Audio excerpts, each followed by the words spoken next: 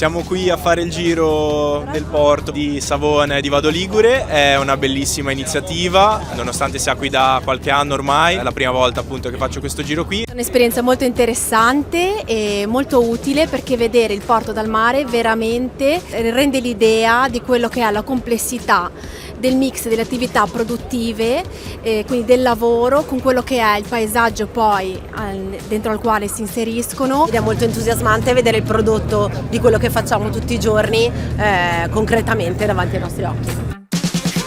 Queste opportunità ci danno modo di sperimentare un momento di spensieratezza e comunque di restare sul pezzo. Sono stati molto interessanti anche gli interventi di chi ci ha spiegato costruendo, illustrando, è stato veramente piacevole ed interessante. Il porto raccoglie al suo interno diverse sfaccettature che solo dal mare si riescono a cogliere. È la prima volta che vedo il porto di Savona via Battello, dopo 45 anni di servizio. Ringrazio l'ente per questa opportunità e sono contentissima, quindi grazie.